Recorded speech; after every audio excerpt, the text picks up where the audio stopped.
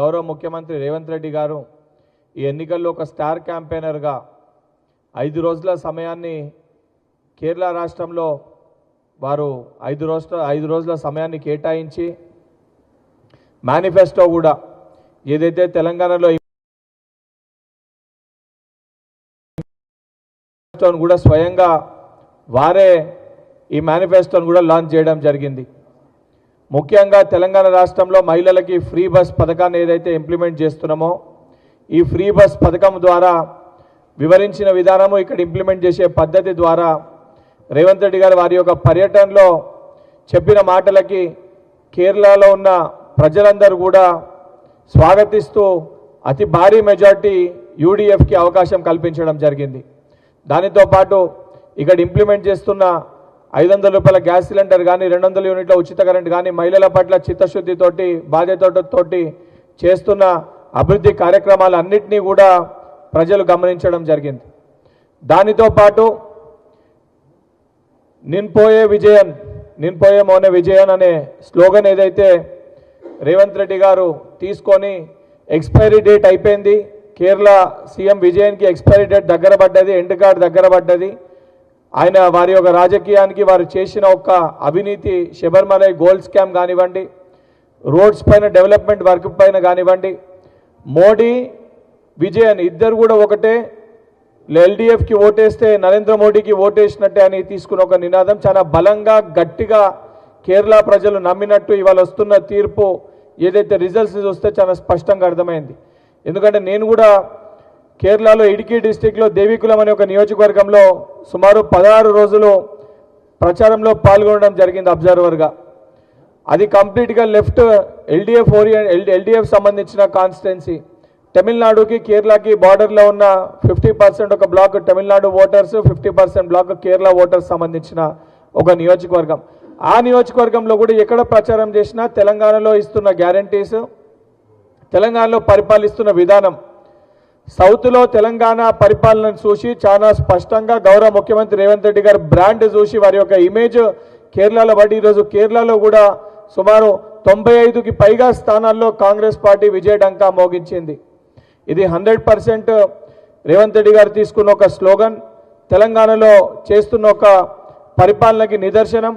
తప్పనిసరిగా ప్రజలు ముఖ్యంగా కేరళలో కూడా అత్యధిక స్టూడెంట్స్ మన దగ్గర హైదరాబాద్ సెంట్రల్ యూనివర్సిటీలో ఇతర యూనివర్సిటీస్లో ఇక్కడ వచ్చి చదువుకుంటారు.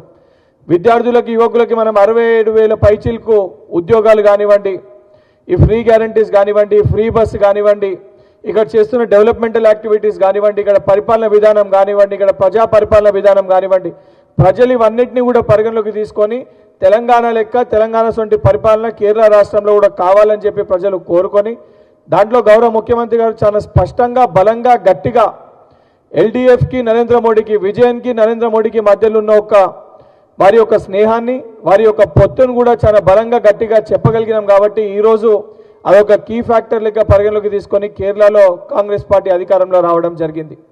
ఈరోజు ఇతర రాష్ట్రాల్లో వచ్చిన ఫలితాలు ఏవైతున్నాయో తమిళనాడులో వచ్చిన ఫలితాలకి ఆడ ఉన్న పరిస్థితులలో భారతీయ జనతా పార్టీ నాయకులు మేమేదో చేసినామని చెప్పి వారు హెచ్చులు గొప్పలుగా మాట్లాడుకుంటారు. కానీ తమిళనాడులో కనీసము వారు ఒక్క స్థానంలో కూడా ఈరోజు ఖాతా తెరవలేని పరిస్థితి. కాంగ్రెస్ పార్టీ సుమారు 5 స్థానాల్లో తమిళనాడులో కాంగ్రెస్ పార్టీ గెలిచింది. సరే, అక్కడ ఉన్న పరిస్థితుల 2 ప్రాంతీయ పార్టీలకి ప్రత్యామ్నాయంగా కొత్త పార్టీ ఆవిర్భవిస్తే ప్రజలు దానికి అవకాశం ఒక సింగిల్ లార్జెస్ట్ పార్టీగా అవకాశం కల్పించడం జరిగింది.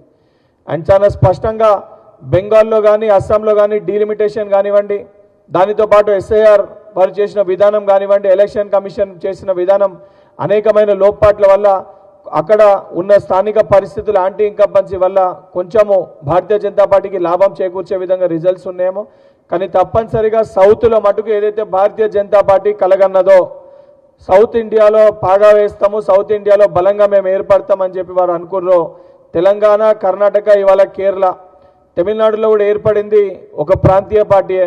ఎంత చేసినా కూడా సౌత్ ఇండియాలో భారతీయ జనతా పార్టీ ఏదో పాగా వేయలేదని చెప్పి చాలా స్పష్టంగా సౌత్ ఇండియా ప్రజలు తీర్పిచ్చినట్టు ఇవాళ వచ్చిన ఫలితాలని మనం పరిగణలోకి తీసుకోవాల్సి వస్తుంది. Thank you.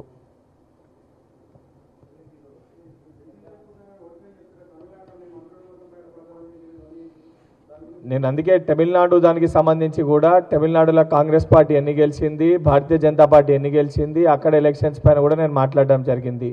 అస్సాంలో వెస్ట్ బెంగాల్ సంబంధించి కూడా నా ఒక ప్రెస్ మీట్లో ఇంతకుముందే చాలా క్లియర్గా చెప్పిన, ఎస్ఏఆర్ వల్ల ఓట్ డిలీషన్ కానివ్వండి, ఇండైరెక్ట్గా అక్కడ అయిన అలిగేషన్స్ కానివ్వండి, అక్కడ పరిస్థితుల ప్రకారంగా అస్సాంలో డీలిమిటేషన్ కానివ్వండి, కాన్స్టిట్యున్సీస్ విభజన జరిగిన విధానం కానివ్వండి, దానివల్ల కొంచెం ఇబ్బందులు ఎదుర్కోవాల్సిన పరిస్థితి వచ్చిందని చెప్పినాము.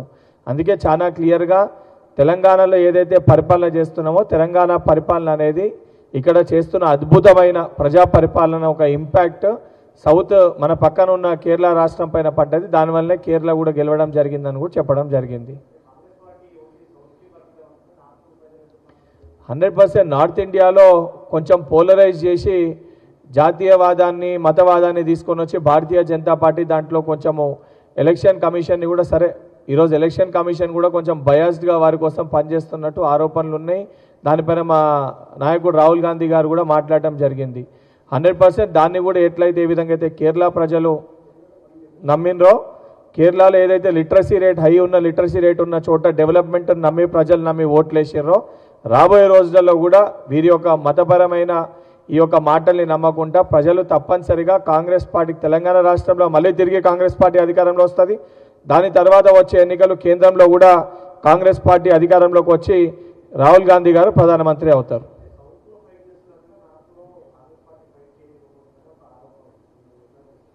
అంటే బెంగాల్ ఎలక్షన్ సంబంధించి పోటీ ఇద్దరి మధ్యలోనే ఉండే, ప్రాంతీయ పార్టీలకి అక్కడ భారతీయ జనతా పార్టీకి మధ్యలో పోటీ ఉండే కాబట్టి రిజల్ట్ ఆ రకంగా ఉండే. నార్త్ ఇండియాలో కొంచెం ఇష్యూస్ ఏవైతే ఉన్నాయో, నార్త్ ఇండియాలో ఈ పోలరైజేషన్ మతపరంగా పోలరైజేషన్ ఏదైతే ఉందో అది నార్త్ ఇండియాలో కొంచెం ఎక్కువగా ఉంది. సౌత్ స్టేట్స్ అనేది ముందుకెళ్ళి కూడా లిటరసీ ఎడ్యుకేటెడ్గా ఉన్న సౌత్ ఇండియా స్టేట్స్ అన్నీ కూడా ఈ యొక్క పోలరైజేషన్ లేకుంటే డెవలప్మెంట్ పైన ప్రజలు ఇక్కడ ఆలోచిస్తారు. 100% దాంట్లో మావి కూడా కొన్ని లోపాలు ఉన్నాయి. దీన్ని వాస్తవానికి సౌత్ ఇండియాలో ఏ రకంగా అయితే బలంగా పనిచేస్తున్నామో నార్త్ ఇండియాలో కూడా ఈ వాస్తవాల్ని వివరించి అక్కడ దాన్ని బలంగా ప్రజల్లోకి తీసుకొని వెళ్ళి అక్కడ కూడా అధికారంలోకి తీసుకొచ్చే ప్రయత్నం చేస్తాం. Thank you.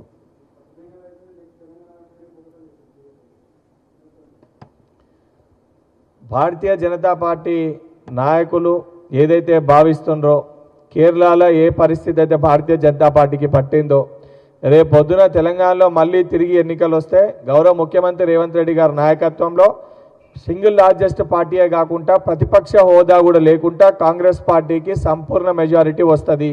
అందుకే భారతీయ జనతా పార్టీ నాయకులు ఒకరు సింగిల్గా రాలేక బీఆర్ఎస్ పార్టీతో పొత్తు పెట్టుకొని అటు కాంగ్రెస్ పార్టీతో పోటీ పడాలని ఒక ఉద్దేశంతో వాళ్ళు వ్యవహరిస్తారు. వాళ్ళిద్దరూ కలిసి వచ్చినా కూడా మళ్ళీ తిరిగి తెలంగాణ రాష్ట్రంలో కాంగ్రెస్ పార్టీ గౌరవ ముఖ్యమంత్రి రేవంత్ రెడ్డి గారి నాయకత్వంలో విజయడంకా మోగిస్తుంది.